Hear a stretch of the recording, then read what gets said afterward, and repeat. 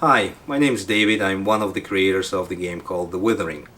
The Withering is a new survivor horror RPG set in a post-apocalyptic world, and we, being the fans of both genres, we wanted to combine the best of both worlds and pour it into a one seamless gameplay. A little bit of my background. I was a gamer all my life since age 6, so basically since I can remember myself. I started back with one of the oldest computers, Sinclair ZX Spectrum, that had less memory than my iPhone. From that point on, I always was involved this way or another in the development, in the gaming community and the games themselves. One of the features that we're really proud of is that we were able to combine two completely different type of gameplays into one seamless experience. We have a full camp management strategy gameplay along with a real-time action, scavenging and RPG game mode. Both of those game modes work perfectly together, and players are not limited, and none of the game elements are actually forced onto players. They are free to choose to do whatever they want, however they want it. They can, if today, for example, they don't feel like dealing with the camp management and all that stuff, they can leave the camp alone. They can take their characters and they can just go outside and explore the world of the Withering. Hi, my name is Rob Zacharias. I'm I'm part of the team here at CM-Softworks, working on the Withering. It's been an awesome experience so far. One of the aspects of it that I've really enjoyed is, or the unexpected things I think I've seen is the feedback that we've received from the community. I think being a game development company, I think one of the very rewarding things about it is you're making something, right? It's your creative genius at work. And to hear that people are actually playing it and enjoying it is really extremely rewarding. To hear comments from, or to read comments from the people in the community that they're playing, 150, 200 hours, 300 hours of the game, that they're feeling really immersed in the gameplay. Being the fan of the genre, I always felt that something was missing, and there are a lot of titles out there, both by indie game development studios and one of the major publishers alike, and they're great titles. We poured a lot of hours into that gameplay and we played it and when we enjoyed it, but personally, as a fan, I felt that some of those were lacking in this or another aspect. So what I wanted to do is just take all of it, take the best of everything and put it together into one place, one piece, and make everything work. If we deep dive a little bit into the camp management, people are able to build their own community. They are able to develop each and every survivor, each and every character there. Each and every character will have their own personality and special skills and special traits that will unlock eventually as they progress and gain experience. There are a lot of options for players to choose from while they are developing the camp. They can build multiple structures that will grant them special bonuses. And the amount of detail in this camp gameplay is focusing on the diversity of it. So players are not limited to one single on-rails experience. They are free to choose their own gameplay. There are a lot of other features that we are introducing into the camp gameplay. For example, one of them is the diplomacy system. Players will encounter other survivor camps in the game, NPC survivor camps. They will be able to build a relationship with these camps and start trading resources with them, start producing their own tradable items, and just establish this whole trading routes across the world, dealing with those survivor camps. Let's talk a little bit about the crafting system that we are introducing into the game. players will be able to gather resources, be it from the real-time action scavenging runs, or if they form a squad of survivors from the camp management gameplay and send it out on a mission to scout for a location and then scavenge that location, bringing in the resources. So players will then be able to break those resources down into multi-tier crafting materials and combine and put them together to actually produce weapons, ammo, gear, and other type of equipment. Any given time, players are able to leave their camp, just grab one of their custom characters and jump directly into the action in an instant. They are able to go and explore this post-apocalyptic world. They can encounter different randomly generated events that are actually shaping this this map that they're playing on. And every time, because of those events are actually randomly generated, every gameplay will seem like it's a new, unique experience.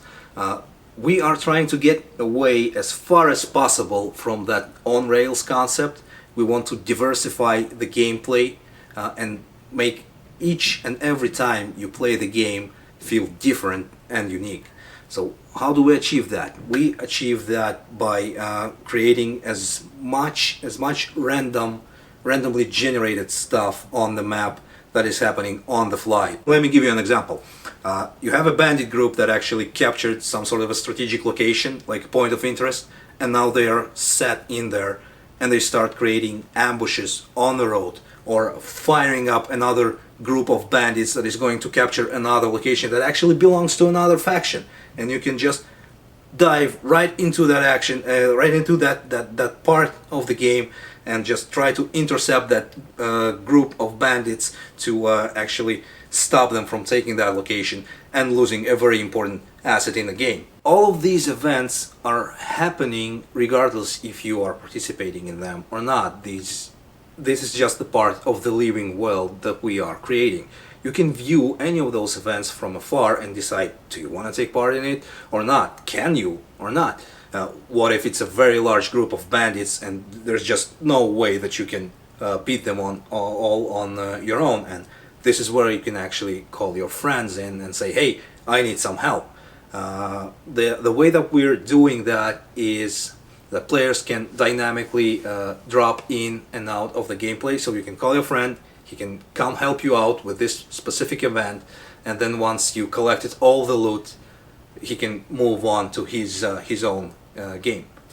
So one of the really exciting parts about the Withering is how we've implemented and the things that we're planning to do from a multiplayer perspective. Most of us have played, or at least I know I've played lots, and I know David has as well, played lots and lots of different multiplayer types of games, and there's a lot of really good ones out there, and I've enjoyed playing many of them. And one of the big parts of these is this, you're out in the world and it's PvP style multiplayer, which is a lot of fun. But what we've heard from a lot of the community is that even though that is a fun part of a game, they'd like to also be able to have doing player versus the PvE type of environment as opposed to only PvP. So, David, what have we done in the Withering from that perspective to give players both aspects and not just the PvP style game? Right. So, first of all, the PvP is not enabled anywhere in the world. There is no such thing. The PvP game mode is only is like isolated to certain areas, and even then, people don't have to go there if they don't want. As we've seen in other titles, people would do something like they will take the best weapon in the game and they will drop it into a certain type of area in the game and say, hey, you can get that gun only by going into that area, and then you have to fight everybody else for it. And me being a gamer, and I'm playing a lot of survival games, I enjoy PvE way more than PvP. I do play PvP a lot. It's a great part of the game, but I don't always want to do that. So what we did with the Withering is you can get that very same gun by playing both types. You can go into that PvP zone and fight other players and gain that as a reward, or you can take your friends, group together, and go do a PvE mission by rescuing somebody and get that very same reward. As a professional gamer, you learn that every little aspect of the game matters, and especially all of those little things that you don't notice instantly, but it's there in the background and you feel it. You can actually feel it. For example, the ambient sounds, like when you're moving through the streets, you can hear the wind blowing and the howling in the empty houses, all of that stuff. The sounds of cloth beating against the wind, all those little elements, they add into the overall feeling of the game. And music is one of the very, very important aspects of that particular feel. And to achieve that, we hired a professional musician who wrote the main soundtrack for us. The idea that I had for the song was to manipulate the sound of a didgeridoo, give it that desolate, very empty feeling, and then combine it with some familiar sounds, but done in first takes, very painstakingly done in first takes, to just convey the initial feeling, that feeling of urgency. So after weeks of working with David, trying to find something, I've put together something very, very basic. I proceeded to work for hours. I went to sleep at 6 in the morning, probably blacked out trying to put it together. And when I pulled it up on the computer, what I had done is what you all get to hear when you pull up the menu on the game.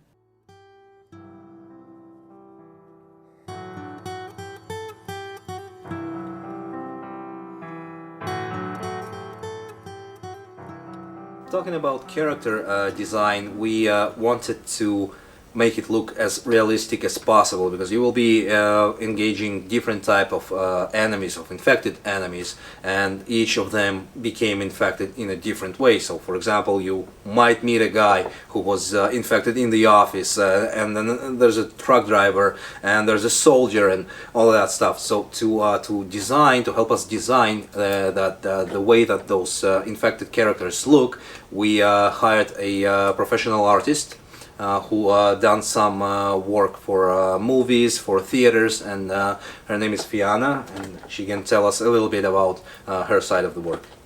Hi, so yes, my name is Fiona, thank you for the introduction, and I am a professional makeup artist. So I have some experience in working with creating more of a zombies and different characters for video, which is very different from what we were doing for the game, which is creating for video design that was supposed to be translated into the zombie on screen, which is not physical makeup. So that was kind of interesting and challenging and very different for myself, and working with this kind of great team that knew what they were doing, and it made it way easier for me. One of the also a very important aspect that we haven't talked about is the RPG. So the RPG aspect that comes into the Withering, where does it come in?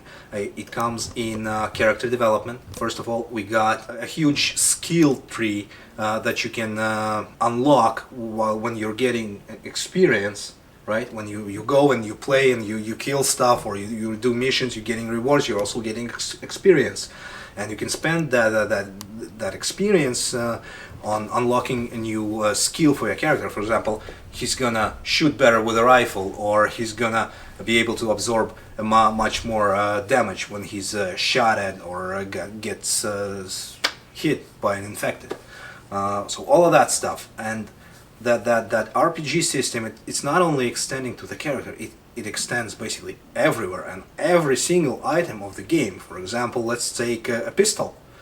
So there's a pistol, it has a rarity to it, so you can find a really bad pistol or you can find a really good pistol. And what's the difference between that? So all of those, the stats that the weapon has, like damage, rate of fire, how far it can shoot to actually being effective, at what range the weapon is actually effective. So all of that stuff, it comes in with the combination of the character skill. So you can develop your character to be a sniper. You can develop your character to do a lot more damage, and then be like an upfront against the enemies with a shotgun.